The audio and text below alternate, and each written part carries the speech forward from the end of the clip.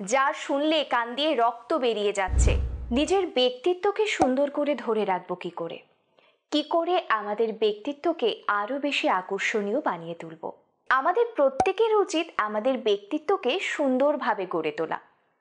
কিছু সিম্পল জিনিস যদি আমরা ফলো করি তাহলে আমাদের ব্যক্তিত্ব অনেক বেশি আকর্ষণীয় হবে।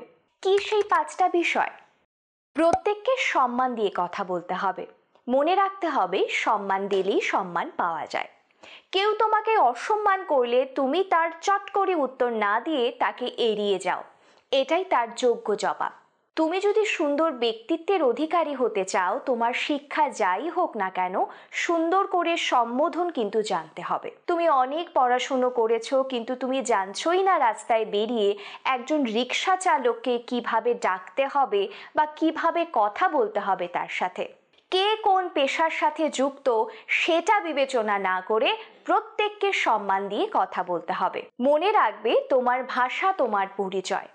সুন্দর পোশাক পরছো কিন্তু তোমার মুখ দিয়ে এমন ভাষা বেরোচ্ছে যা কানে শোনা যাচ্ছে না, যা শুনলে কান দিয়ে রক্ত বেরিয়ে যাচ্ছে।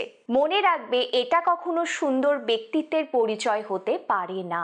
যখনই কথা বলবে চেষ্টা করবে অল্প কথা বলতে এবং অবশ্যই সুন্দর ভাষার প্রয়োগ করবে। কোনো পরিস্থিতিতে মজা করে হলেও বাজে শব্দ প্রয়োগ করবে না। একটা সুন্দর ব্যক্তিত্বের পরিচয় কি জানো?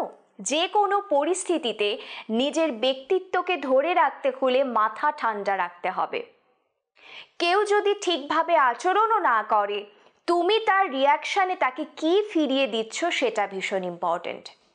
যে কোনো পরিস্থিতিতে মাথা ঠান্ডা রেখে ভদ্রভাবে আচরণ করবে। অযথা চিৎকার চেঁচামেচি, ঝগড়া, সিন ক্রিয়েট করবে না।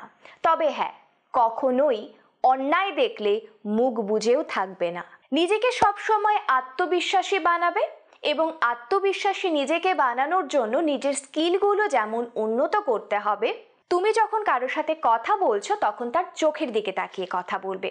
সব সময় কথা বলার সময় মুখে একটা হালকা স্মাইল নিয়ে আসবে। অতিরিক্ত রাগ, অতিরিক্ত উচ্ছ্বাস, অতিরিক্ত আবেগ কখনোই দেখানো যাবে না। সেটা যেন হয় লিমিটে। এটাই কিন্তু একজন সুন্দর, একজন আকর্ষণীয় ব্যক্তিত্বের মানুষের পরিচয়। ভীষণ সহজ কিছু জিনিস তোমাদের সাথে শেয়ার করলাম। আমি জানি তোমরা অনেকেই এই রুলসগুলো মেনে চলো। কারা কারা রুলসগুলো মেনে চলো এবং কোনটা কোনটা আজ থেকে শুরু করবে, এই সমস্ত কিছু কিন্তু আমাকে কমেন্ট করে জানাবে।